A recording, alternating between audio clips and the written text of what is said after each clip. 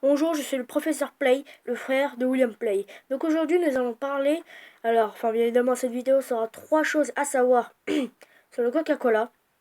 Bien évidemment la marque de boisson la plus connue dans le monde et le plus vendue sur le marché. Commençons par le numéro 1, la création du Coca-Cola. Le Coca-Cola a été créé le 25 novembre 1885 à la fin de la guerre de la Sécession.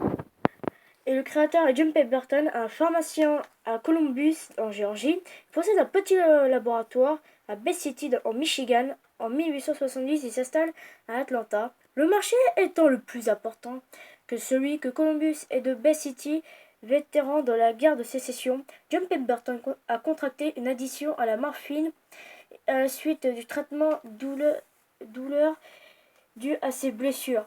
Il est alors à la recherche d'une boisson qui pourra lui permettre de désintoxiquer progressivement. Donc pour l'instant peut-être c'est pas mal pour vous. Donc continuons par numéro 2. Le projet qui a fait faillite à Coca-Cola. Donc maintenant parlons du projet qui a fait faillite. Mais évidemment en 1985, le projet du New Coke qui voulait remplacer le Coca-Cola, mais en même temps comme, comme Pepsi venait d'arriver, presque tous les gens commençaient à adorer Pepsi. Donc Coca-Cola voulait faire quelque chose un peu de nouveau. Donc après, c'est là où il y a eu le New Coke.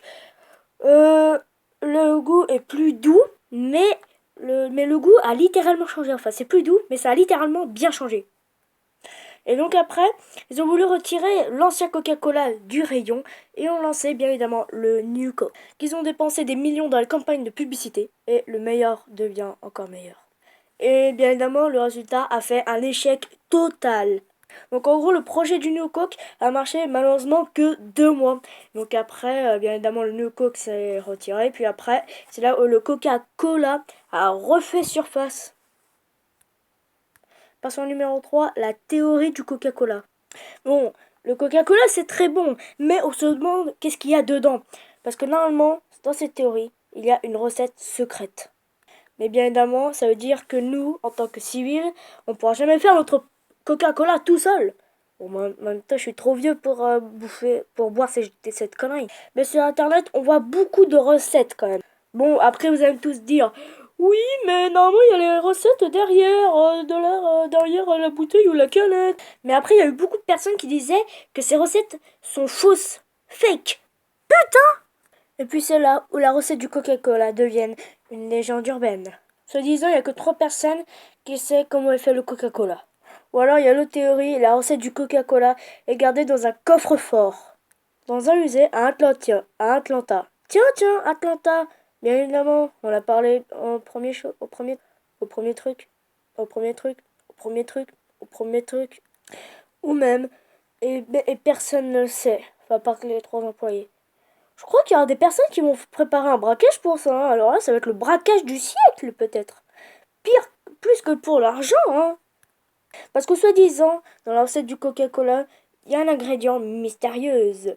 Un peu comme un Serbi, la recette mystérieuse du drapeau, c'est ça, hein.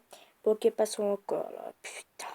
Parce que soi-disant, la recette nous rendra accro. Parce que là, il faut arrêter aussi de voir des complots, hein. Parce qu'en avant, c'est trop choses à savoir, là, c'est pas trop théorie. Voilà, donc c'est la fin de cette vidéo. Donc j'espère qu'elle vous aura plu.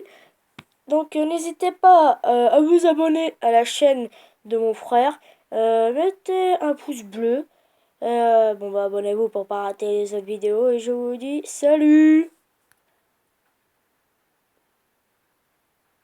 Yo mec.